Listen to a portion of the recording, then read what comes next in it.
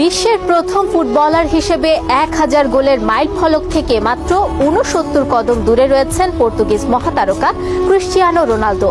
অর্থাৎ আর 69টি গোল করতে পারলেই সব প্রতিযোগিতা মিলিয়ে 1000 গোলের মালিক বনে যাবেন CR7।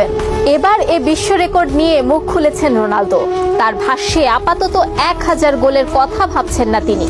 রোনালদো বলেন, আমি এই মুহূর্তটা উপভোগ করছি, 1000 গোলের পেছনে দৌড়াচ্ছি না। যদি সেটা হয় তো ভালো, যদি না হয় তাহলেও কোনো দুঃখ নেই। আমি বর্তমানে বাঁচি, ভবিষ্যতে কি হবে তা পরে দেখা যাবে। নিজের গোল করার থেকে দলের জয়ে বেশি আনন্দ পান ক্রিস্টিয়ানো। মৌসুমের বাকি সময়টাও এভাবে খেলতে চান তিনি। আল নাসর তারকা বলেন, আমি জোড়া গোল করে খুশি, তবে তার থেকেও বেশি খুশি দল জয় পাওয়ায়। আমরা ডার্বি জিতেছি, খুব ভালো ফুটবল খেলেছি, আর মাত্র 9টি ম্যাচ বাকি আছে। লিগ জেতার এখনো সুযোগ রয়েছে, আমরা সে লক্ষ্যেই খেলবো। এর আগে 2024 সালের অক্টোবর মাসে 900 গোলের দেখা পেয়েছিলেন রোনালদো।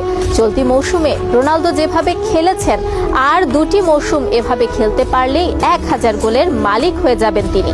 তবে এখন এসব রেকর্ড নিয়ে ভাবছেন না রোনালদো, শুধু মাঠে নেমে খেলাটা উপভোগ করতে চাইছেন CR7।